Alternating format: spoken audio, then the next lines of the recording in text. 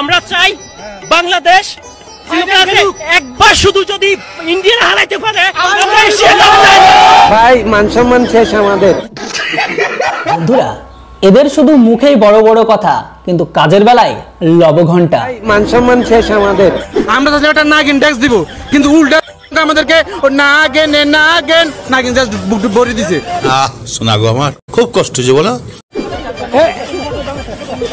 গজব বেইজ্জতি। যেদিন থেকে বাংলাদেশিরা কলামামুনিকে সাপোর্ট করা শুরু করেছে বা কলামামুনি কলা গাছকে সাপোর্ট করা শুরু করেছে, তারপরে থেকে নাকি ভারতের ক্রিকেটের দল আরো বেশি শক্তিশালী হয়ে গেছে। এমনটাই দাবি কিন্তু আমার নয়, এমনটাই দাবি কিন্তু বাংলাদেশিদের। হ্যাঁ, কলামামুনি যখন বলেছিল প্রয়োজন পড়লে আমরা ভারতকে সমর্থন না জেনে কলা গাছকে সমর্থন করব, ঠিক তারপরে থেকে তাদের ঘরের ভেতরে তাদের ক্রিকেট প্লেয়ারের ধস নামা শুরু। সেই যে ডাউন হতে শুরু করলো গ্রাফ, এখনো সেটা চলমান। হ্যাঁ, আর এই জন্য তাদের দাবি যে সব দোষ কলামামুনির। কথাটা আমার নয়, কথাটা তাদেরই। শুনুন। তো দোষ এই কলামামুনির। কলামামুনি যেদিন থেকে বলছে দরকার হয় কলা গাছে সাপোর্ট করব, তারপরে ইন্ডিয়ার সাপোর্ট করব না, সেদিনের পর থেকে ইন্ডিয়ান টিম হয়ে গেছে আরো বেশি শক্তিশালী। আর বাংলাদেশ টিমটা একবারে দেখতে পাচ্ছেন আপনারা, গতকালকের ম্যাচে আফগানিস্তানের সঙ্গে 109 রানে অল আউট। 2027 বিশ্বকাপ থেকে ছিটকে গেছে বাংলাদেশ। যদি খেলতে চায় কোয়ালিফাই করে তারপর আসতে হবে। চুইংগাম পাঠা বা জাকের আলী ক্রিকেটের ময়দানে যখন গোয়া মারা খায় বা তার জন্য যখন স্পেশালি ম্যাচটা হেরে যায়, তারপরে যখন লিটন দাসের সাথে কথাবার্তা বলে, ফোন লাপের কথাবার্তাগুলো হয় ঠিক এই ভিডিওর মতন। হ্যালো, কেডা? জাকির আলী আয়। হয় আল্লাম তো, আমি কেডা ভাই? আমি বেটা লিটন দাস। লিটন দাস। ও লিটন ভাই, কাইজা হালুকা হে ভাই, আমের কি পাতলা পায়খানা কমছে? কি কইছো? আয় না মানে আমের ওই পূজা কাটানি হইছে। কি কইছো তুই? না ওই ভাই হইছে কি আমের খেলায় যে ব্যথা পাইলেন, ইনজুরি কি শেষ হইছে আমের? আছে আমার ব্যথা বোতা মোটামুটি ঠিক আছে। তা তোমাকে বাবা কংগ্রাচুলেশন, বুঝছো? তোরা যে এত সুন্দর একটা পারফরমেন্স করছো এশিয়া কাপে, যে তোরা আফগানিস্তানের একাল টানা 3 বার এরকম লাইট চালাবি, এই ব্যাপারটা তোমার নেটওয়ার্কে বাইরে। যদি আমি জানতাম এলেবেটা আমি এইখানে ক্যাপ্টেন্সির দায়িত্বটা পালন করতাম। যাক, তোরা আমি দিয়ে দিচ্ছি, যেহেতু তুই ছোট ভাই, তুই একটু বাংলাদেশের মধ্যে তোর স্টাইল মিস্টাইল মোটামুটি আলহামদুলিল্লাহ ভালোই আছে, বুঝছো? তাই তুই পারবি। যাই হোক, চালাই যা।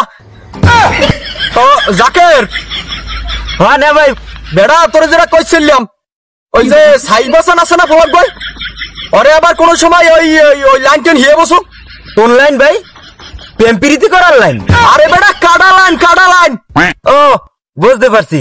হন, আরে যদি এই কাডা লাইনে আল্লাহ নামলে কোন রকম পাও হালাও, মানে সেটার করতে পাশার যদি একবার খাইয়ে যায়, এই ফোয়াকটা কিন্তু মোকানা টাস ইনে যাবে। আর টাস ইনে যাইলে কিন্তু এই আমাদের এই বাংলাদেশের রত্ন কিন্তু একটা করে কিন্তু আমরা হারাই গেলাম, বুঝছো? সাকিব আল হাসানের নাম শুরু উদ্বোধন হয়ে যাইবে, নালে ওই মায়ের দোয়া ক্রিকেট টিম হয়ে যাইবে। এই পোলাটা কিন্তু আমাদের বাংলাদেশের রতন। এই পোলাগরে টাকা সিনেমা না বাবা। আচ্ছা ঠিক আছে না ভাই, এই পোলাগর মাথায় নুন ধুইয়া বড়ই তোমরা খাবা। তোমার শেষ পর্যন্ত আমি একটা কথা কই, আমি কিন্তু আল্লাহ নাম লইয়া ইনজুরি মেঞ্জুরি দেখাইয়া কোন রকম বাচ্চা জামু, কিন্তু জাকির আলী তোমার যে ওই কি করে প্লেনের টিকিট তো আরেকবার পাও না। এবার তুমি সিরিজে মনে করেন না ভাই যে তুমি বাংলাদেশ আইয়া সুন্দরভাবে ল্যান্ড করতে পারবা এয়ারপোর্ট যা। তোমার জোতার মালা হ্যাঁ কিন্তু জনগণে এমনি গলায় পড়াইবে, কারণ তোমরা যে কামটা হচ্ছো, আমি কিন্তু আমার পাতলা পায়খানা হোক আর যাই হোক, তুমি যে ইঙ্গিত আমার প্রথমে দেছো আমি সবই মানতে পারছি, কিন্তু তোমার অবস্থা কি হবে তোমরা এই চিন্তা করো।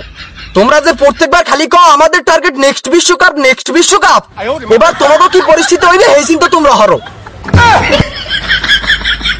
ওই আমার উপর উপর দেখতে বালা, অন্তর পুইরা কয়লা, ওই আমি জানি গো বাংলাদেশের দলে কত জ্বালা, ওই আমি বুঝি গো এই বাংলাদেশের ক্রিকেটে কত জ্বালা। বালের দলে আই আমার জীবনটা তেজপাতা হয়ে গেছে। ওগুলো কি এত কিছু আমি হরি? মনে হয় যে মাঝখানে 2 টাকা পয়সা খাই, ওটা আমার ব্যক্তিগত অভ্যাস।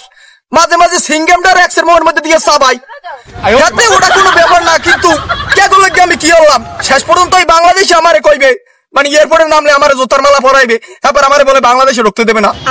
আল্লাহর বলা লিটনের বাচ্চা, তুই আবার খেললে ক্যাপ্টেন্সিটা ধরাই দিলি। আল্লাহর বলা আমার জীবনটা ফারাক্ত হয়ে গেছে, ফিতা কিনি হয়ে গেছে। শুনেছি এই রামপাঠা জাকির আলী নাকি পাওয়ার হিটার বাংলাদেশের। কিন্তু এর বর্তমান সময়ের খেলা দেখে আর বর্তমান সময়ের পারফরমেন্স দেখে আমার মনে হয় পাওয়ার হিটার কে বা কে নাম রেখেছে সেটা তো জানি না, কিন্তু এটা ঠিকই জানি একটা ছেলের বীর্য অত তাড়াতাড়ি পড়ে না যতটা এর উইকেট বা যতটা এরা তাড়াতাড়ি পড়ে যায়। মনে হয় আপনি পেশাব করতে গেলেন যে খেলা এসে দেখবো বলে, আপনি যতক্ষণে পেশাব ফিরে আসবেন ততক্ষণে দেখবেন উইকেট ধারাধার পড়ে গেছে। হ্যাঁ তাও সত্য। তবে জানি না রামপাঠা জাকির আলীকে কে বা কারা পাওয়ার হিটার বানিয়েছে। জাকির আলী বাংলাদেশের পাওয়ার হিটার, অথচ টি-20 বিশ্বকাপ, এশিয়া কাপে মারতে পারেননি একটিও ছয়। আমরা চাই বাংলাদেশ একবার শুধু যদি ইন্ডিয়ান হারাইতে পারে আমরা এশিয়া কাপ চাই না। ভাই মান সম্মান শেষ আমাদের। যাদের পাওয়ার হিটার একটা 6 ছক্কা মারতে পারে না তাদের আবার মান সম্মান আপনাদের আছে, সেটা আবার কি জিনিস সেটা তো আপনারা জানেনই না। শুনেছি যার এক কান কাটা সে যায় নাকি পাড়ার বাইরে দিয়ে, আর যার দোকান কাটা সে যায় গ্রামের ভেতর দিয়ে বা পাড়ার ভেতর দিয়ে। এক্স্যাক্টলি অবস্থা বাংলাদেশিদের। আপনাদের লাখ লজ্জা মান সম্মান কিছু আছে, লাখ লজ্জা মান সম্মানের একটা লজ্জা আছে, ঠিক বলেছো। তাদেরও একটা নিজের আত্মসম্মান বোধ আছে, কিন্তু বাংলাদেশি ক্রিকেট প্লেয়ার আর তাদের সমর্থকদের সেটা এখন সবটাই ধুয়ে মুছে গেছে। ঠিকই শুনছো, ভুল কিছু শোনেন। কিন্তু বর্তমান সময়ে বাংলাদেশে আবেগপ্রবণ বাঙালিগুলো দিন শেষে সে হাতি হারিকেন পেছনে বাস নিয়ে ফিরে আসে নিরাশার আশা নিয়ে।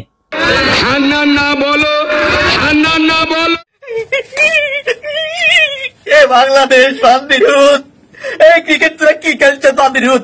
বলতেছি ভাইয়া এই বাংলাদেশ ক্রিকেট টিম রে কোনো মতো দর্শন মামলায় ভাইয়া ঢুকি দেওয়া যায় না। ভাইরে ভাই, আপনার গায়ের ড্রেস আপনি যতই ছেড়েন লোকসার কিন্তু আপনার হবে। আপনার দেশের ক্রিকেট প্লেয়ারের একটা ভালো ছেড়া যায় না, কারণ আপনার গায়ে জার্সিটা কিন্তু আপনাকে আপনার টাকা দিয়ে কিনতে হবে। কিন্তু ওনারা যতই খারাপ পারফরমেন্স করুক আর যতই প্রত্যেকটা ম্যাচ হারুক না কেন, ওদের কিন্তু পকেট থেকে কোনো টাকা যায় না। ভালো খেললেও টাকা পাবে, খারাপ খেললেও টাকা পাবে। হ্যাঁ, তবে যদি কোনো ম্যাচ জেতে তার জন্য কিন্তু বেশি টাকা পাবে। ওই জন্য গায়ে জার্সি গুলো ছিঁড়ে ওইভাবে প্রোটেস্ট করলে তো হবে না, কেননা লোকসান আপনার। ওরা বাংলাদেশ ক্রিকেট টিম রে পুরো ক্রিকেট দল ধরে দর্শন করে দিছে রে ভাইয়া। ক্রিকেটের জন্ম যদি হয় ভাইয়া ইংল্যান্ডে, নিশ্চিত ভাইয়া মৃত্যু হয়েছে ভাইয়া এই বাংলাদেশে। আমি শিওর বাংলাদেশে মৃত্যু হয়েছে ভাইয়া। বলছি ইস্টাক ভাইয়া আপনি আসেননি ভাইয়া, আপনি সকল মিলে উদ্যোগ নেন ভাইয়া, বিসিবি গিরাও দেন ভাইয়া, বিসিবি গিরাও করি ফেলি। ওয়ান্দির হুতরা ক্রিকেট খেলে যাচ্ছে, ওয়ান্দির হুত এক সাহেব হাসান বাদে বেগুন বাঙ্গিন নাতি ওয়ান্দির হুতরা। আই একটা হোলা ইনকাম করিনো, চাকরি করিনো, বিজনেস করিনো, জার্সি কিনে টিউশন চাইতি। আরে আরে বাংলাদেশ ভালো খেলবো, হ্যাঁ খেলছো তোরা পুরো বাংলাদেশ জাতির কাছে পুরা গড়ি দিছ রে ভাইয়া। বাঙ্গির নাতিরা কি করেছ রে ভাইয়া? আই টু হাইতেছি না ভাইয়া, আমি ওই ব্যক্তিটা টু হাইতেছি কোন বাঙ্গির নাতি এই বাংলাদেশের ক্রিকেট খেলা আনছিল ভাইয়া। আমি গ্যারান্টি দিয়ে বলতে পারি এইভাবে যদি বাংলাদেশের ক্রিকেট দল বা ক্রিকেট প্লেয়ার খেলতে থাকে, বাংলাদেশের আবেগী ক্রিকেট প্রেমীদের যদি মন যদি ভাঙতে থাকে, তাহলে এতটুকু লিখে রাখুন, বাংলাদেশের পাবনার মেন্টাল হসপিটালে সিট পাবে না বাংলাদেশি মানুষজন। কেন? এভাবে যেভাবে তাদের মন ভাঙছে, একদিন হয়তো ব্রেন শর্ট সার্কিট হয়ে তারা দেখবে পাবনার হসপিটালে ভর্তি আছে। বাধ্য হয়ে ওই ভারতের ঘরে আসতে হবে, কেননা যেভাবে এরা প্রত্যেকটা ম্যাচে তাদের দেশের মানুষজনকে নিরাশার বাটি হাতে তুলে দিচ্ছে, এতে মানুষ তাদের উপর থেকে আস্থা আর আশা দুটোই হারিয়ে ফেলছে। সেই জন্য খুব তাড়াতাড়ি মেন্টাল হসপিটাল গুলো ভর্তি হওয়ার সম্ভাবনা দেখা যাচ্ছে। এটা কিসের প্রধান দেশ? তোরা দানে না চাষ করবি, তোরা আলু চাষ করবি, তোরা পটল লাগা খাবি। হালার হুত তোমরা ক্রিকেট খেলা ঢুকাইছো কেন? ওরা হন মারি দিছো। আমার জীবনটা ভাই এই সিটতে শেষ হয়ে যেত রে ভাইয়া। আর একটা ব্রাজিল ফ্যান হালার হুত হালারা হেক্সা যায় করা বাদ দিয়ে জাপানের কাছে 3 গা খায়।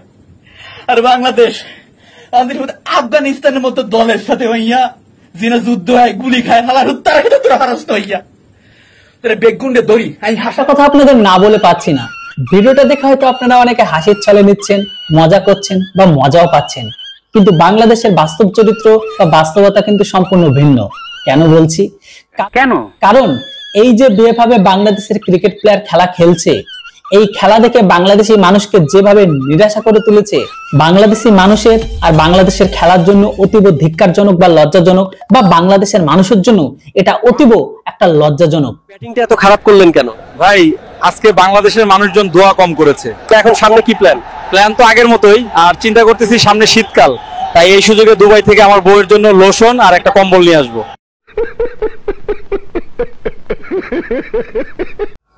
বাংলাদেশি হোক বা পাকিস্তানি, যে কোনো ম্যাচের পূর্বে প্রত্যেকটা দর্শক বা তাদের সমর্থনকারীদের তাদের এক্সাইটমেন্টে থাকে এই ভিডিওর মতন।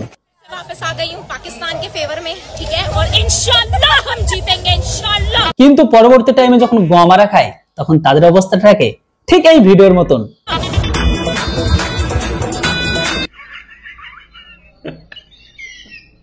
যাই হোক, যেটা হোক বন্ধুরা, আজকের ভিডিওটি বানানো হয়েছে শুধুমাত্র এন্টারটেইনমেন্ট পারপাসের জন্য, তাই ভিডিওটিকে কেউ পার্সোনালি নেবেন না। আবারও বলে দিই, প্রত্যেকটা খেলায় হার জিত থাকে, তাই সেটাকে মানতে শিখুন। আর এটাই বাস্তবতা, বুঝলে বুঝপাতা, না বুঝলে তেজপাতা। ভিডিও ভালো লাগলে ভিডিওটিকে লাইক করবেন, আর চ্যানেলতে প্রথমবারের জন্য হলে সাবস্ক্রাইব।